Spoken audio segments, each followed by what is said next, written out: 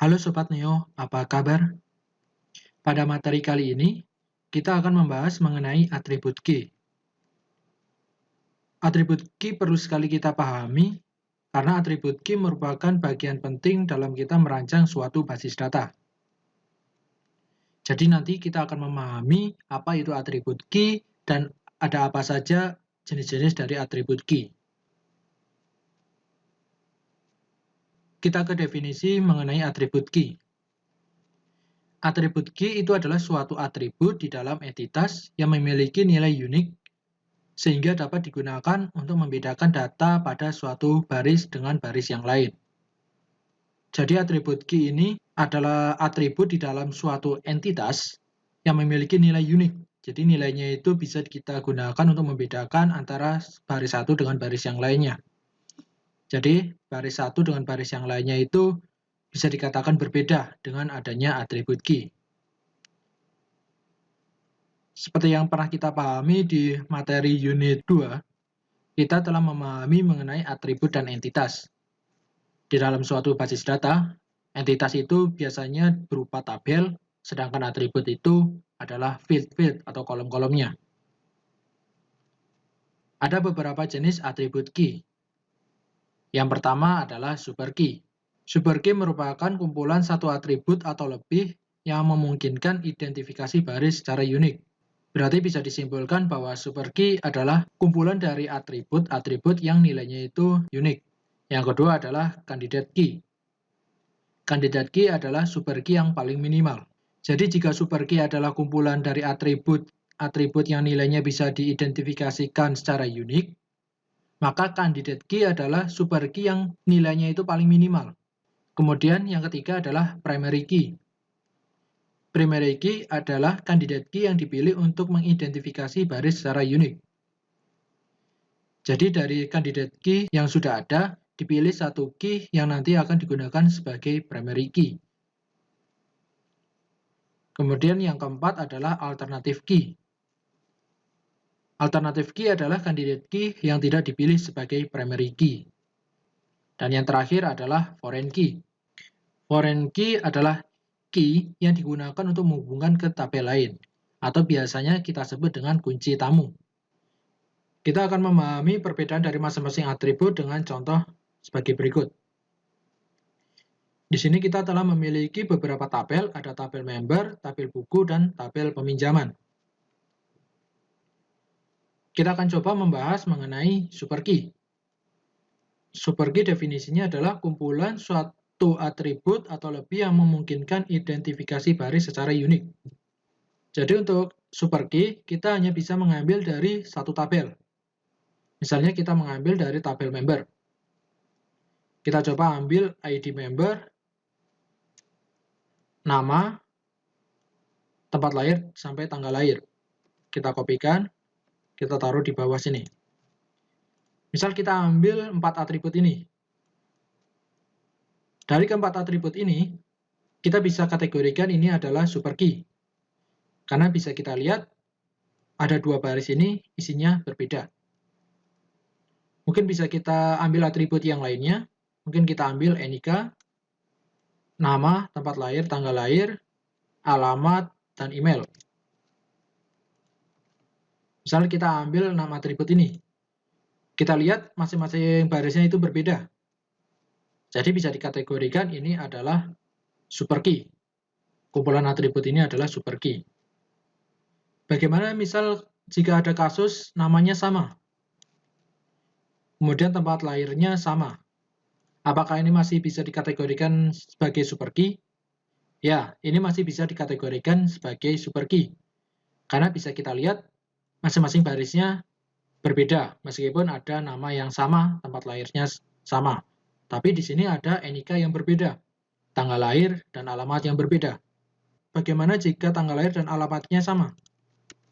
Ini juga termasuk masih super key, karena di sini ada atribut yang sebagai pembeda. Di sini adalah NIK dan email. Jadi minimal ada satu atribut saja yang sebagai pembeda, dia masih termasuk sebagai super key. Bagaimana jika NIK dan email tidak ada? Misalnya seperti ini. Jadi ada 4 atribut, di sini atributnya sama. Nah, ini tidak bisa dikategorikan sebagai super key, karena keempat atributnya ini dia sama. Jadi tidak ada atribut yang sebagai pembeda. Begitu untuk penjelasan super key. Sekarang kita ke candidate key. Candidate key itu apa? Candidate key jika kita lihat dari definisinya adalah super key yang paling minimal. Misal kita ambil super key terlebih dahulu. Misalnya kita ambil ID member sampai tanggal lahir. Nah, dari super key ini setiap barisnya itu berbeda ya. Nah, kita ambil satu atau lebih atribut yang kira-kira itu sebagai pembedanya. Misal kita ambil adalah ID member dan NIK. Kenapa kita ambil ID member dan NIK? Karena dalam tabel member itu pasti ID membernya itu selalu berbeda. Begitu juga dengan NIK. Setiap orang juga NIK-nya pasti berbeda. Kenapa kita tidak pilih nama, tempat lahir, maupun tanggal lahir? Karena setiap orang itu pasti ada yang memiliki nama yang sama, tempat lahir yang sama, dan tanggal lahir yang sama. Jadi, untuk nama, tempat lahir, dan tanggal lahir itu tidak bisa kita anggap sebagai kandidat key. Jadi, untuk kandidat key adalah atribut yang kira-kiranya itu yang bisa digunakan sebagai pembeda untuk masing-masing barisnya. Nah, kita bisa ambil ID member dan NIK. Jadi jika keseluruhan ini 5 atribut ini adalah super key, nah untuk kandidat key-nya kita adalah ID member dan NIK. Ini adalah kandidat key-nya. Sekarang kita lanjut ke primary key. Primary key definisinya adalah kandidat key yang dipilih untuk mengidentifikasi baris secara unik. Nah, dari kandidat key ini dipilih satu atribut yang nanti akan kita gunakan sebagai primary key. Kita bisa pilih salah satu, misalnya kita pilih adalah ID member. Jadi ID member ini sebagai primary key. Kita juga bisa pilih NIK sebagai primary key-nya. Jadi dari kandidat key ini kita pilih satu atribut yang akan kita gunakan sebagai primary key. Jadi primary key itu adalah satu atribut yang dipilih dari kandidat key. Itu primary key. Sedangkan alternative key, dia adalah kandidat key yang tidak dipilih sebagai primary key. Misal dari kandidat key ini, ID member dan NIK, kita pilih ID member sebagai primary key. Berarti untuk NIK-nya dia adalah alternative key. Jika nanti ada lebih dari 2 alternative key, berarti alternative key-nya ada 2. Kenapa kita tidak pilih NIK sebagai primary key? Bisa. Kita bisa memilih NIK itu sebagai primary key, sedangkan ID member itu sebagai alternative key. Tapi perlu kita ketahui juga, untuk memilih atribut mana yang sebagai primary key maupun kandidat key, kita juga harus melihat konsep tabelnya. Konsep tabelnya itu tentang apa? Di sini tabelnya itu mengenai tabel member. Untuk tabel member, dari 2 kandidat key ini, kira-kira atribut mana yang dirasa sesuai untuk konsep tabelnya. Jika konsep tabelnya ini adalah tentang tabel member, berarti ID member adalah atribut yang paling sesuai untuk tabelnya. Dan NIK untuk alternative key-nya. Mungkin jika contoh lain, ini bukan tabel member, melainkan tabel penduduk. Jadi untuk tabel kependudukan, pasti tidak ada ID member. Pasti hanya ada NIK, nama, tempat lahir, tanggal lahir, dan seterusnya. Berarti NIK ini bisa kita ambil sebagai primary key. Jadi untuk menentukan primary key dari kandidat key, kita juga harus melihat konsep tabelnya. Oke, itu untuk perbedaan super key, kandidat key, primary key, dan alternative key. Mungkin jika kita ilustrasikan dalam bentuk gambar, jadi seperti ini. Misal yang pertama ini, dia adalah super key. Ini adalah super key.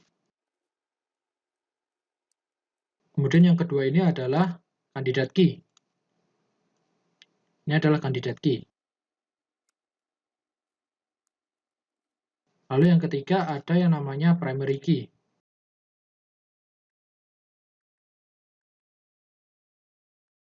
Nah, di sini yang lingkaran besar ini dia adalah super key. Nah, di dalam super key itu nanti ada atribut yang namanya candidate key. Kemudian dari candidate key itu dipilih satu atribut sebagai primary key. Sedangkan sisa dari candidate key yang tidak dipilih sebagai primary key itu disebut alternative key. Jadi untuk tabel member ini primary key-nya adalah ID member. Seperti ini. Lalu untuk tabel buku, kira-kira primary key-nya itu apa? Berarti untuk tabel buku, primary key-nya bisa kita ambil adalah kode buku.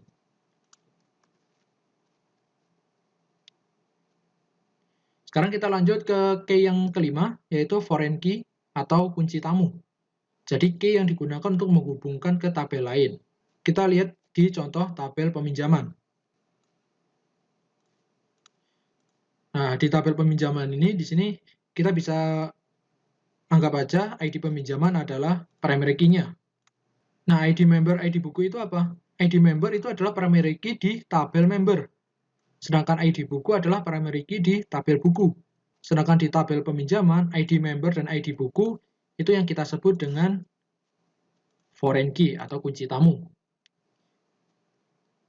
Jadi, primary key yang berada di tabel lain itu disebut foreign key. Ini ID member adalah primary key dari tabel member, tapi dia posisinya ada di tabel peminjaman. Berarti dia disebut sebagai foreign key. Nah, untuk ID member ini nanti akan kita gunakan untuk menghubungkan tabel peminjaman dengan tabel member.